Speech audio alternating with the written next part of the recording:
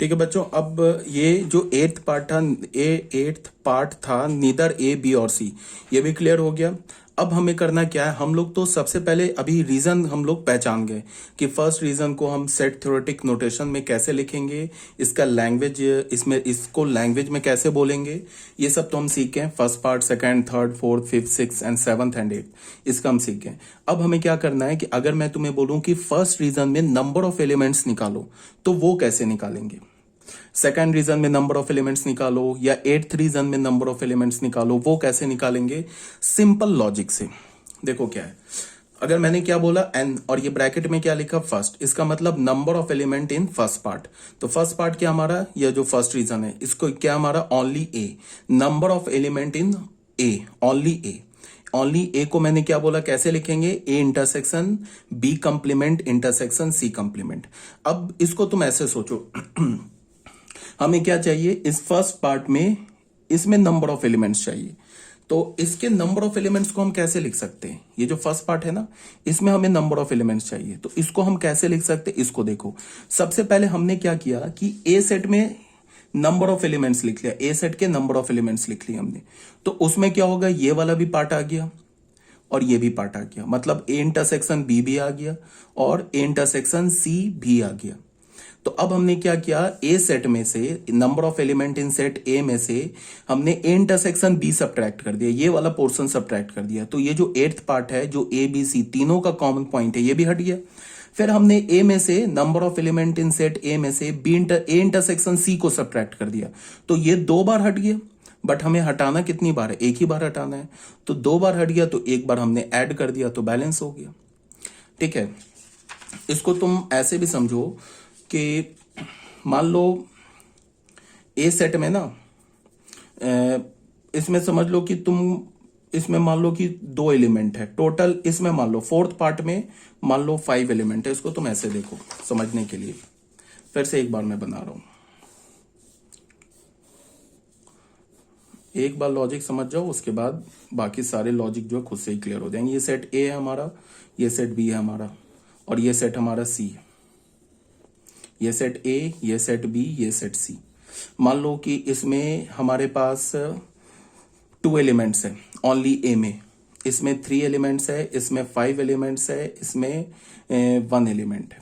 ठीक है, तो अगर मैं बोलूं ए में कितने एलिमेंट्स है, नंबर ऑफ एलिमेंट्स इन ए में कितने एलिमेंट्स है, 2 + 3 + 5 + 1, इतने एलिमेंट्स है ना। कितने हो गए, 8, 10, 11 एलिमेंट्स हो गए। अगर मैं बोलूं number of element in A intersection B, intersection B में कितने एलिमेंट्स है, 3 + 1, 4 एलिमेंट्स है। अगर मैं बोलूं number of element in A intersection C, इसमें कितने एलिमेंट है, 5 + 1, 6 एलिमेंट है। अगर मैं बोलूं number of element in A intersection B intersection C, तीनों में कितने एलिमेंट है, 1 एलिमेंट है। अब हमें क्या चाहिए, सिर्फ इस रीजन में ये जो 2 एलिमेंट्स है ना, इसे हमें काउंट करना है। यही है ना हमारा ओनली ए, ये जो 2 एलिमेंट्स है ये सिर्फ ए में और बाकी किसी में नहीं है, तो इसे हमें काउंट करना है। तो number of element in only A को मैंने क्या किया, मैंने बोला कि पहले ए के सारे एलिमेंट लिख लिए, उसमें से मैंने क्या किया, ए इंटरसेक्शन बी के एलिमेंट को सब्ट्रैक्ट कर दिया। तो ये सब्ट्रैक्ट किया, तो ये भी सब्ट्रैक्ट हो गया, 3 भी सब्ट्रैक्ट हो गया, 1 भी सब्ट्रैक्ट हो गया। फिर मैंने क्या किया कि ए इंटरसेक्शन सी के एलिमेंट को सब्ट्रैक्ट कर दिया, तो ये 1 तो 2 बार सब्ट्रैक्ट हो गया, ए में से 1 तो 2 बार हो गया ना सब्ट्रैक्ट। फिर मैंने क्या किया, अब 1 2 बार सब्ट्रैक्ट हो गया, तो एक बार 1 को ऐड कर दिया, मतलब A intersection B intersection C को ऐड कर दिया। ठीक है, तो देख लो ए में कितने एलिमेंट है टोटल, 11, और ए इंटरसेक्शन बी में कितने एलिमेंट है, 4, ए इंटरसेक्शन सी में कितने एलिमेंट है, 6, A intersection B intersection C में कितने एलिमेंट्स है, 1। तो ये क्या हो गया, 11 + 1 12 - 10 क्या हो गया, 2। तो देख लो ये 2 नहीं आ गया, number of element in A only, इसमें ये 2 आ गया। ठीक है, तो सेम लॉजिक, अब इस लॉजिक को हम लोग यूज करेंगे। अगर मैंने तुम्हें बोला कि number of element in A only में नंबर ऑफ एलिमेंट्स निकालो, तो हमने क्या किया, सबसे पहले ए के नंबर ऑफ एलिमेंट्स को लिख लिए, उसमें से पहले ए इंटरसेक्शन बी हटा दिया, फिर हमने ए इंटरसेक्शन सी हटा दिया। तो ये जो 7th पार्ट है ना, A intersection B intersection C, ये 2 बार हट गया, तो 2 बार हट गया तो एक बार ऐड कर दिया, तो ये हमारा क्या आ गया, ये आ गया हमारा number of element in A only. Same logic है number of element in B only. B only की बात करेंगे तो पहले बी ओनली को लिखेंगे कैसे, A complement intersection B intersection C complement.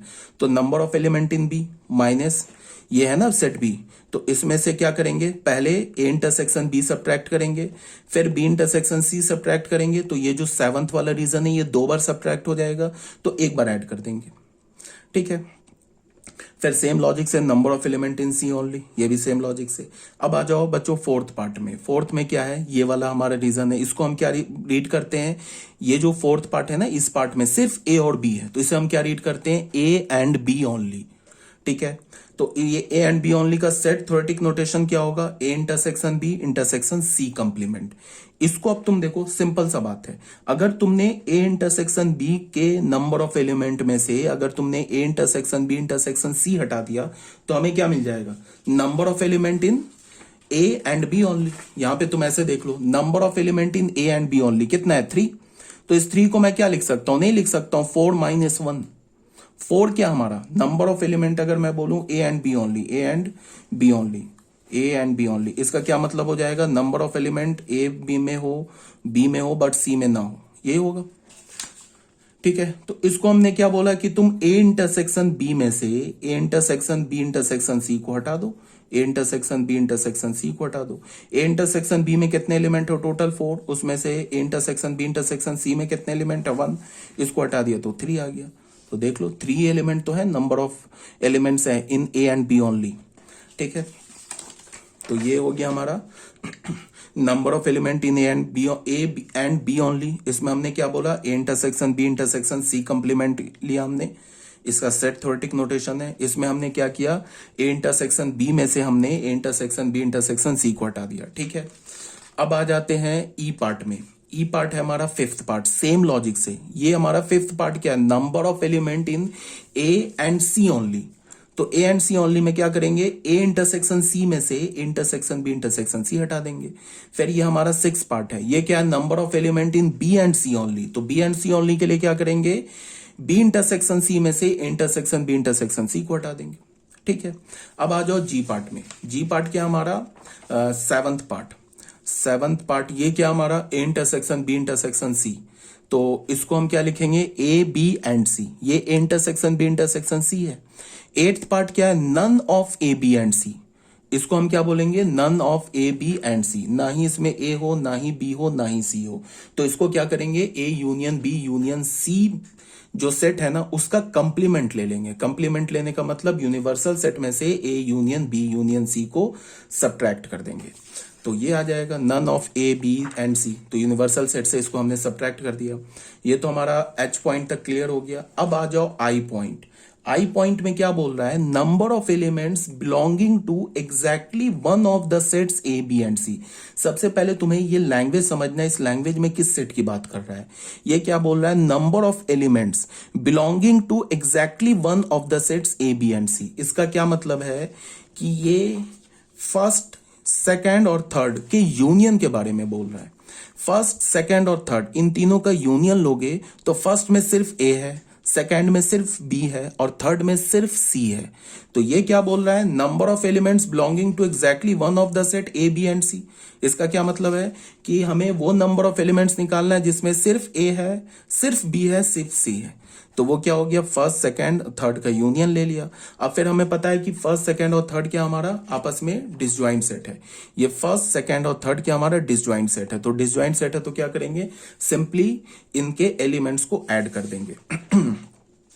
तो फर्स्ट के एलिमेंट को, सेकंड के एलिमेंट को, थर्ड के एलिमेंट को हमने ऐड कर दिया। इसका क्या मतलब है कि फर्स्ट सेकंड थर्ड के एलिमेंट को ऐड करने का मतलब है कि ये ए पार्ट, सेकंड पार्ट, ए पार्ट, बी पार्ट और सी पार्ट, इस तीनों को ऐड कर दो। तो ऐड करोगे तो हमारा लेफ्ट हैंड साइड में क्या आ जाएगा, लेफ्ट हैंड साइड में आ जाएगा number of element in I plus, आई नहीं है, number of element in first region plus number of element in second region plus number of element in third region. और राइट हैंड साइड में ये add हो जाएगा। देखो ये वाला इक्वेशन, ये वाला इक्वेशन और ये इक्वेशन तीनों ऐड हो जाएगा। तो तीनों ऐड होगा तो क्या होगा, n A plus n B plus n C. अब ये देखो ए इंटरसेक्शन बी 2 बार है, ए इंटरसेक्शन सी और ये ए इंटरसेक्शन सी 2 बार है। और यहाँ पे देखो बी इंटरसेक्शन सी 2 बार है और ये A intersection B intersection C 3 बार है।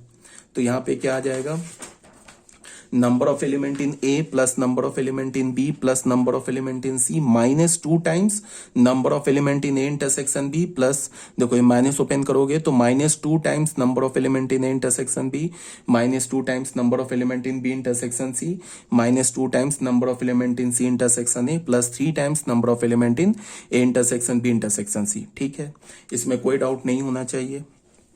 अब जे पार्ट में आ जाओ, number of elements belonging to exactly two of the sets A B and C. ये क्या बोल रहा है कि नंबर ऑफ एलिमेंट्स निकालो एग्जैक्टली टू। तो एग्जैक्टली टू किस किस रीजन में? एक तो फोर्थ रीजन में है, इसमें सिर्फ ए एंड बी है। एक तो फिफ्थ रीजन है, इसमें सिर्फ ए एंड सी है। और तीसरा किसमें? सिक्स्थ में है, इसमें सिर्फ बी एंड सी है। ठीक है, तो इसका क्या मतलब है? फोर्थ रीजन, फिफ्थ रीजन और सिक्स रीजन का हमें यूनियन लेना है। फिर फोर्थ रीजन, फिफ्थ रीजन और सिक्स रीजन आपस में क्या? डिसजॉइंट है। तो डिसजॉइंट है तो सीधे क्या होगा? इन तीनों का यूनियन ले लेंगे। तो इसका मतलब कि फोर्थ रीजन को हम ऐसे लिखेंगे, फिफ्थ को ऐसे लिखेंगे, सिक्स को ऐसे लिखेंगे। इन तीनों का यूनियन ले लेना है। यूनियन का क्या मतलब हुआ? यूनियन का मतलब हुआ कि ये डी पार्ट को, देखो इसमें A and B only, D part को और ई पार्ट को और एफ पार्ट को ऐड कर देना है। ठीक है, तो इसमें देखो यहां पे क्या है? डी पार्ट में ये देखो ए इंटरसेक्शन बी, यहां पे क्या है? ए इंटरसेक्शन सी और बी इंटरसेक्शन सी। और ये जो है ना number of element in A intersection B intersection C, ये 3 टाइम्स है। यहां भी माइनस है, यहां भी माइनस है, यहां भी माइनस है, ये 3 टाइम्स है। तो ये सब्ट्रैक्ट हो जाएगा। तो क्या मिल गया हमें? देख लो, number of element in A intersection B plus B intersection C plus C intersection A और minus 3 times number of element in A intersection B intersection C. तो ये हमारा जे पार्ट हो गया, इसमें कोई डाउट नहीं होगा, इसमें कोई डाउट नहीं होगा। अब आ जाओ बच्चों यहाँ पे फोर्थ पार्ट में। फोर्थ पार्ट क्या है? देखो अभी तक ये जितने फॉर्मुलास बताए ना, इसे सिर्फ लॉजिक से समझना है, देन एंड देयर वहां पे तुम डिराइव कर सकते हो।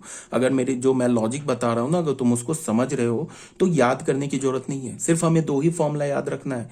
एक फॉर्मुला हो गया number of element in A union B और दूसरा फॉर्मुला हो गया number of element in A union B union C. सिर्फ इस 2 फॉर्मुला को तुम्हें याद रखना, बाकी जितने फॉर्मुला भी लिखवा रहा हूं ये सब याद नहीं रखना है। फोर्थ पार्ट में आ जाओ, ये सिंपल लॉजिक से क्या बोल रहा है? Number of element in A symmetric difference B. A symmetric difference B में कितने एलिमेंट है? तो ये भी सिंपल लॉजिक से। ए सिमेट्रिक डिफरेंस बी क्या होता है? A minus B union B minus A. इसको हम क्या बोलेंगे? ए माइनस बी को number of elements belonging to exactly one of the set A and B. अब देखो ये लैंग्वेज और इसके क्रॉसपॉन्डिंग ये सेट थ्योरेटिक नोटेशन है, ये हमें समझना इंपॉर्टेंट है। अगर मैं तुम्हें बोलूं number of elements belonging to exactly one of the set A and B, इसका मतलब क्या है कि ये A minus B union B minus A की बात कर रहा है। क्यों? बिकॉज ए माइनस बी में सिर्फ ए है और बी माइनस बी में सिर्फ बी है। तो ये क्या बोल रहा है? Number of elements belonging to exactly one of set A and B. तो वो किसकी बात कर रहा है? ये बात कर रहा है आपको a minus B union b minus A. और ये a minus B union b minus A क्या? Asymmetric difference b। तो ये लैंग्वेज समझना इंपॉर्टेंट है और उसके क्रॉसपॉन्डिंग ये जो सेट थ्योरेटिक नोटेशन है ना, ये समझना इंपॉर्टेंट है। तो अब देख लो a माइनस बी और b माइनस ए सेट का हमें यूनियन निकालना है। फिर हमें पता है कि ये जो सेट है हमारा a माइनस बी है और ये सेट क्या हमारा? b माइनस ए। ये सेट क्या हमारा? a माइनस बी और ये क्या हमारा? b माइनस ए। ये दोनों आपस में कैसा सेट है? डिसजॉइंट सेट है। डिसजॉइंट सेट है तो बस अलग अलग ऐड कर दिया। a माइनस बी को क्या लिख सकता हूं? a में से इंटरसेक्शन b हटा दिया। b माइनस ए को क्या लिख सकता हूं? b में से इंटरसेक्शन b हटा दिया। तो ये क्या हो गया है? na plus n B minus 2 times number of element in A intersection b। अब ये फॉर्मूला याद नहीं रखना है आपको, रटना नहीं है इस फॉर्मूले को, सिंपल लॉजिक से समझ जाना है। बस तुम्हें ध्यान में क्या रखना है कि तुम्हें लैंग्वेज क्लियर होना चाहिए कि जो लैंग्वेज बोल रहा है ना सेट के लिए, वो किस सेट के लिए लैंग्वेज बोल रहा है, मतलब लैंग्वेज के कॉरस्पॉन्डिंग सेट हमारा क्या होगा। ये अगर तुम समझ गए हो, तुम्हारा लॉजिक क्लियर है, तो तुम्हें एक भी फॉर्मूला याद नहीं रखना है। सिर्फ 2 ही फॉर्मूला याद रखना है, ए यूनियन बी वाला और A union B union C वाला। तो ये लैंग्वेज देख लो और लैंग्वेज के कॉरस्पॉन्डिंग सेट देख लो। अब यहां पे आ जाओ, ये क्या बोल रहा है? Number of element in A complement union B complement. इसमें कितने नंबर ऑफ एलिमेंट होंगे? तो पहले तो इसमें डिमॉर्गन्स रूल लगा दिया, तो ये क्या हो गया? A intersection B complement. अब ए इंटरसेक्शन बी कंप्लीमेंट में हमें नंबर ऑफ एलिमेंट्स चाहिए, तो वो कैसे मिलेगा? यूनिवर्सल सेट में से ए इंटरसेक्शन बी के एलिमेंट को हटा दो, तो क्या मिल जाएगा? ए इंटरसेक्शन बी कंप्लीमेंट में नंबर ऑफ एलिमेंट्स मिल जाएगा। ए इंटरसेक्शन बी कंप्लीमेंट में अगर तुम्हें बोल रहा है नंबर ऑफ एलिमेंट्स निकालो, इसका मतलब क्या होगा, ये है ना हमारा सेट, ए सेट बी सेट, ये ए सेट हो गया बी सेट। अब बोल रहा है कि किस में एलिमेंट निकालना है, इसमें निकालना है हमें एलिमेंट, यही है ना हमारा, ये क्या लिखा है इंटरसेक्शन बी कंप्लीमेंट, इसमें हमें नंबर ऑफ एलिमेंट निकालना है। तो कैसे निकालेंगे, यूनिवर्सल सेट में से हमने क्या सब्ट्रैक्ट कर दिया, number of element in A union B. देखो ये है ना ए यूनियन बी नहीं, A intersection B, sorry this is हाँ ए इंटरसेक्शन बी। ये किसका शेडिंग है, ये ए इंटरसेक्शन बी का शेडिंग है ना। हमें क्या चाहिए, ए इंटरसेक्शन बी कंप्लीमेंट में नंबर ऑफ एलिमेंट चाहिए। इसका मतलब किस रीजन में हमें नंबर ऑफ एलिमेंट चाहिए, जो शेडिंग है ना इसमें हमें नंबर ऑफ एलिमेंट चाहिए। तो उसके लिए क्या करेंगे, पूरे यूनिवर्सल सेट से number of element in A intersection B को सब्ट्रैक्ट कर देंगे। तो ये क्या आ जाएगा, number of element in A intersection B complement. Clear है बात, ठीक है। तो ये हो गया। सेम लॉजिक से क्या होगा, number of element in A complement intersection B complement. तो ये क्या हो जाएगा, पहले तो इसमें डे मॉर्गन्स लॉ लगा दिया, number of element in A union B complement. तो क्या करेंगे, यूनिवर्सल सेट के में जितने एलिमेंट्स है उसमें से अगर हम ए यूनियन बी के एलिमेंट को हटा दिया तो हमें क्या मिल जाएगा, number of element in A union B complement. ये भी क्लियर है, ठीक है। अभी कोई प्रॉब्लम नहीं है। अब आ जाओ क्वेश्चन नंबर 1 में। क्वेश्चन नंबर 1 में क्या बोल रहा है, if A and B are two set such that number of element A दे रखा है, बी दे रखा है, ए यूनियन बी दे रखा है। तो बोल रहा है number of element in A union B निकालो। Sorry this is A intersection B, ठीक है। Sorry this is A intersection B. ये बच्चों अपने पीडीएफ में करेक्ट कर लेना, ये जो है ना हमारा ए इंटरसेक्शन बी लिखा है। तो ये क्या बोल रहा है, if A and B are two set such that number of element in A is equal to 17, B is equal to 23 और ए इंटरसेक्शन बी में दे रखा 38, then find number of element in A union B. तो formula, बस ये तो formula putting question है, NCERT का क्वेश्चन है। ए यूनियन बी में क्या होगा, फॉर्मूला हमने याद किया है, number of element in A plus number of element in B minus number of element in A intersection B. Formula में डाल दिया, आंसर आ गया। अब ये क्वेश्चन नंबर 2 देख लो। If x and y are two sets such that x union y has 50 elements, x has 28 elements, y has 32 elements, how many elements in x intersection y? ये भी बिल्कुल फॉर्मूला पुटिंग क्वेश्चन है, मतलब putting the value getting the result वाली बात है, ठीक है। क्या क्वेश्चन में दे रखा है, ये भी एनसीईआरटी का क्वेश्चन है। यहाँ पे x यूनियन y में 50 एलिमेंट्स दे रखा है, number of element in x में 28 है, number of element in y 32 है। तो ये बोल रहा है x इंटरसेक्शन y निकालो। ये भी फॉर्मूला पुटिंग है, ये फॉर्मूला हमें पता है। इसमें इन 3 का वैल्यू दे रखा है, डाल दिया, चौथे का वैल्यू आ गया 10, मतलब x इंटरसेक्शन y का वैल्यू हमें मिल गया। अब आ जाते हैं हम लोग ऑल्टरनेटिवली, इसका एक ऑल्टरनेट मेथड। ये भी मेथड जो है एनसीईआरटी में, एनसीईआरटी में इस क्वेश्चन के 2 मेथड दे रखे हैं। ये जो हमने अभी पहला मेथड किया, ये दूसरा मेथड। इसमें हमने क्या किया कि ये x इंटरसेक्शन y में नंबर ऑफ एलिमेंट को हमने अल्फा मान लिया, ठीक है। क्या किया इसमें, x इंटरसेक्शन y में कितने एलिमेंट्स हैं, अल्फा एलिमेंट्स हमने अज्यूम कर लिया। अब बताओ x माइनस y को मैं क्या लिख सकता हूं, number of element in x minus number of element in x intersection y। अगर मैं बोलूं कि इसमें नंबर ऑफ एलिमेंट्स निकालो, इसमें नंबर ऑफ एलिमेंट निकालो x माइनस वाई में, तो कैसे निकालोगे, number of element in x में जितने भी एलिमेंट्स हैं उन सारे एलिमेंट में से अगर तुम x इंटरसेक्शन y के एलिमेंट्स को हटा दोगे तो ये क्या आ जाएगा, x माइनस वाई का एलिमेंट। तो x में कितने एलिमेंट है 28, x इंटरसेक्शन y में हमने कितने एलिमेंट मान लिए अल्फा, तो number of element in x minus y क्या हो गया 28 माइनस अल्फा। सेम लॉजिक से number of element in y minus x क्या हो गया 32 minus alpha. Number of element in x union y क्या दे रखा है 50। तो अब बताओ number of element in x union y को हम क्या लिख सकते हैं, x माइनस वाई में number of element, x intersection y में नंबर ऑफ एलिमेंट और y माइनस एक्स में नंबर ऑफ एलिमेंट। बिकॉज ये तीनों जो सेट होता है ना, ये तीनों सेट डिसजॉइंट सेट है और इन तीनों सेट का यूनियन क्या हमारा x यूनियन y। इन तीनों सेट का यूनियन क्या होगा x यूनियन y, और तीनों सेट क्या हमारा डिसजॉइंट सेट है। तो हमने क्या किया, इसमें नंबर ऑफ एलिमेंट लिख लिया 28 माइनस अल्फा, इसमें 32 माइनस अल्फा, यहां से अल्फा का वैल्यू हमें मिल गया, ठीक है। तो ये भी हो गया हमारा क्वेश्चन कंप्लीट। अब बच्चों आ जाओ क्वेश्चन नंबर 3। क्वेश्चन नंबर 3 में क्या बोल रहा है कि out of 500 car owners investigated 400 owned car A, 200 owned car B, 50 owned both A and B cars. Is this data correct? ये भी एनसीईआरटी का क्वेश्चन है। मतलब क्या है कि 500 कार ऑनर के पास कोई बंदा गया और उससे इन्वेस्टिगेट किया, जिसमें से 400 जो 400 जो पीपल्स हैं वो ए कार यूज करते हैं और 200 पीपल्स जो हैं वो 200 पीपल्स जो हैं वो बी कार यूज करते हैं और 50 ऐसे पीपल हैं जो ए कार भी यूज करते हैं और बी कार भी यूज करते हैं। तो क्या ये बोल रहा है कि क्या ये डेटा करेक्ट है? ये बताओ। तो इसको तुम ऐसे समझो, मान लो कि यूनिवर्सल सेट में कितने एलिमेंट्स हैं? 500। मेरी बात को ध्यान से सुनो। अब अगर मान लो कि यूनिवर्सल सेट में, मान लो क्या यूनिवर्सल सेट में 500 ही एलिमेंट्स हैं, ठीक है। अब जिसमें क्या बोल रहा है कि 400 जो पीपल है ना वो ए कार ओन करते हैं, मतलब ए कार रखते हैं, और 200 पीपल बी कार रखते हैं और 50 पीपल ए कार भी रखते हैं और बी कार भी रखते हैं। तो ये बोल रहा है डेटा करेक्ट है। तो इसके लिए क्या है कि अगर तुमने एक सेट हमने बनाया, कैपिटल एक्स सेट बनाया, इसको तुम ऐसे देखो, इसमें क्या है, एक सेट हमने कैपिटल एक्स सेट बनाया। इस सेट में क्या हमने बोला कि पीपल ओन्ड कार ए, जो ए कार रखते हैं, बात को ध्यान से सुनो, ओन्ड कार ए, और एक सेट वाई बनाया, इसमें हमने बोला पीपल ओन्ड कार बी, जो बी कार को रखते हैं, ठीक है। अब एक बात बताओ, हमने टोटल कितने पीपल्स के बारे में इन्वेस्टिगेट किया? 500।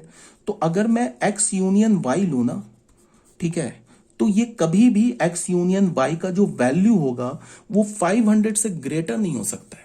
समझ रहे हो बात को? ऐसा थोड़े ना होगा कि हम 500 पीपल का इंक्वायरी करें और एक सेट हमने बना लिया जो ए कार रखते हैं, तो बी सेट बना लिया जिसमें जो बी कार रखते हैं, और दोनों का यूनियन लिया तो वो 600 आ गया। ये तो पॉसिबल ही नहीं है, ये तो पॉसिबल नहीं है ना। हाँ, ये हो सकता है कि एक्स यूनियन 5 में जो नंबर ऑफ एलिमेंट्स होंगे वो 500 के इक्वल हो सकता है मैक्सिमम, या ये भी हो सकता है कि number of element in x union y वो लेस देन 500 भी हो सकता है। मतलब क्या है कि मान लो कि हमें मिल गया number of element in x union Y, मिल गया हमें 450। इसका क्या मतलब हुआ? इसका ये मतलब हुआ कि जो 50 ऐसे पीपल हैं जो ना ही ए कार रखते ना ही बी कार रखते, ये दोनों में से कोई कार नहीं रखते, तो हमने किसका यूनियन लिया है? हमने तो ए कार रखने वाले और बी कार रखने वाले का यूनियन लिया है ना। तो वो हमें 50 मिल गया, तो इसका 450 मिल गया। इसका मतलब है कि 50 पीपल ना ही ए कार रखते हैं और ना ही बी कार रखते हैं। हाँ, अब एक्स यूनियन वाई का वैल्यू हमें 500 भी मिल सकता था, number of element in x union y हमें 500 भी मिल सकता था। इसका क्या मतलब होता है कि 500 लोगों की इंक्वायरी किया हमने, तो 500 के 500 या तो एक कार रखते हैं, या तो बी कार रखते हैं, या तो दोनों कार रखते हैं। इसका यह मतलब है कि अगर ए जो है वो बी का सबसेट है, तो number of element in A जो होगा ना वो या तो number of element in B से कम हो सकता है, या number of element in A जो होगा ना वो number of element in B के इक्वल हो सकता है। इस दोनों को मिला के हमने क्या बोला? Number of element in A is less than equals to number of element in B, ये बोल दिया मैंने। If A is the subset of B, ये कब होल्ड करेगा? If A is the subset of B. अगर ए बी का subset है तो ए में एलिमेंट बी के एलिमेंट से या तो कम होंगे, या तो ए और बी में एलिमेंट इक्वल होंगे। तो ये बताओ, ए यूनियन बी जो होता है वो सबसेट होगा ना यूनिवर्सल सेट का, तो number of element in A union B क्या हो जाएगा? या तो लेस हो जाएगा या तो इक्वल होगा number of element in S. यही होगा ना। यहां पे क्वेश्चन के अकॉर्डिंग एस में कितने एलिमेंट्स है? 500 एलिमेंट्स है। तो अगर ए यूनियन बी में 500 एलिमेंट्स मिला तब तो ये हमारा क्वेश्चन करेक्ट हो जाएगा। अगर ए यूनियन बी में 500 से कम एलिमेंट मिला तो भी क्वेश्चन हमारा करेक्ट हो जाएगा। बट अगर ए यूनियन बी में 500 से ग्रेटर एलिमेंट मिला तो फिर क्वेश्चन हमारा इनकरेक्ट हो जाएगा। इस बात को समझना है। अगर मैंने बोला कि किसी क्लास में 50 स्टूडेंट्स हैं, ठीक है, मैंने बोला कि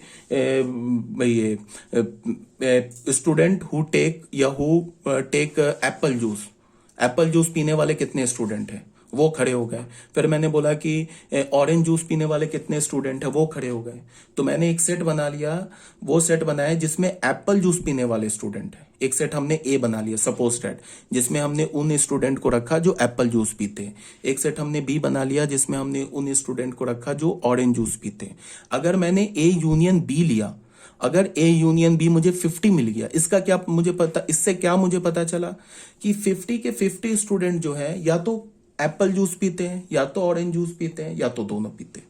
मतलब कि ऐसा कोई भी स्टूडेंट नहीं है जो एप्पल या ऑरेंज जूस में से कोई एक नहीं पीता हो। हर एक स्टूडेंट या तो एप्पल जूस पीता है, या तो ऑरेंज जूस पीता है, या तो दोनों पीता है। अगर हमें ए यूनियन बी 45 मिल गया, इसका यह मतलब है कि 5 ऐसे स्टूडेंट हैं जो एप्पल जूस भी नहीं पीते हैं, ऑरेंज जूस भी नहीं पीते। कहने का मतलब क्या है कि ए यूनियन बी का वैल्यू कभी भी यूनिवर्सल सेट के ये से बड़ा नहीं हो सकता है। मतलब ए यूनियन बी में नंबर ऑफ एलिमेंट कभी भी यूनिवर्सल सेट से ग्रेटर नहीं आ सकता है, या तो इक्वल होगा या तो लेस होगा, ये कहने का मतलब है। ठीक है, काफी मैंने एक्सप्लेन कर दिया, अब आपको समझ में आ गया होगा। अब क्लियर होगा कि इस क्वेश्चन को हम कैसे डील करेंगे। यहाँ पे क्या बोल रहा है कि ये डेटा करेक्ट है, तो हमने फटाफट क्या किया, ए यूनियन बी निकाल लिया। ए यूनियन बी निकाल गया, हमें 550 निकल गया। ठीक है, तो यहाँ पे मैंने क्या बोला, एक यूनिवर्सल सेट यू मान लिया। इसको मैंने क्या बोला, set of car owners investigated. एक सी सेट माना, इसको हमने क्या बोला, set of persons who owned car A. और डी सेट माना, set of persons who owned car B. तो यूनिवर्सल सेट में 500 स्टूडेंट, ये 500 पीपल हैं। सी सेट में 400 पीपल हैं। डी सेट में 200 पीपल हैं। सी इंटरसेक्शन डी में 50 पीपल हैं। तो सी यूनियन डी हमें 550 मिल गया, विच इज नॉट पॉसिबल। तो इसका मतलब क्या है कि ये जो डेटा है ना, ये डेटा इनकरेक्ट है। ठीक है, अब बच्चों आ जाओ क्वेश्चन नंबर 4 में। क्वेश्चन नंबर 4 अभी मैंने इसे सॉल्व नहीं किया। तुम्हें जो पीडीएफ मिला है, इस पीडीएफ में मैंने इस क्वेश्चन को सॉल्व नहीं किया है, तो अभी मैंने ये इनकम्प्लीट है क्वेश्चन। अब जो हमारा जो नेक्स्ट पीडीएफ होगा वो हमारा सेट का लास्ट पीडीएफ होगा। उसके बाद हमारा सेट चैप्टर ही कंप्लीट हो जाएगा। Next chapter will be relations and functions. देखो, relations and functions most important chapter है। कहा जाए कि जिसको कहो कि तुम बैकबोन है कैलकुलस का, या बिल्कुल बैकबोन है 11th क्लास के मैथमेटिक्स का, सबसे इंपॉर्टेंट अगर चैप्टर है तो वो एक ही चैप्टर है, रिलेशंस एंड फंक्शंस। तो इस चैप्टर में हम थोड़ा टाइम लेंगे, ध्यान से हर एक बात को, छोटी छोटी बात को सीखेंगे ध्यान से। और तुम्हें ये बोला जा रहा है कि ये बैकबोन है, आगे जितने भी चैप्टर्स हैं उन सब का बैकबोन है। तो उसके लिए तुम्हें इस चैप्टर को बिल्कुल ध्यान से पढ़ना होगा। ठीक है, मोस्ट इंपॉर्टेंट चैप्टर है रिलेशंस एंड फंक्शंस। एक बार अगर तुम्हें फंक्शन समझ में आ गया तो समझो कि पूरा मैथमेटिक्स ही समझ में आ गया 11th और 12th का। और नहीं समझ में आया फंक्शन तो फिर कुछ भी कर लो, आगे के जितने भी चैप्टर्स है, ट्रिग्नोमेट्रिक फंक्शंस हो गए, परमुटेशंस एंड कॉम्बिनेशंस हो गए, फिर आगे कॉम्प्लेक्स नंबर हो, कुछ भी नहीं आएगा समझ में। तो वो तो आगे की बात है, नेक्स्ट चैप्टर में बात करेंगे। बट अभी तक आई होप आपको क्लियर होगा, कहीं कोई प्रॉब्लम नहीं होगी। अगर कोई प्रॉब्लम है तो जब हमारा व्हाट्सएप पे इंटरेक्शन होगा उसमें आप पूछ सकते हो। अब जब तुम इस वीडियो को देख रहे होगे उसके अगले दिन तुम्हें इसका पीडीएफ भी मिल जाएगा। एक पीडीएफ और है, वो मैं सेंड कर दूंगा। ठीक है, अगर कोई डाउट होगा तो पूछ लेना मुझसे। ओके।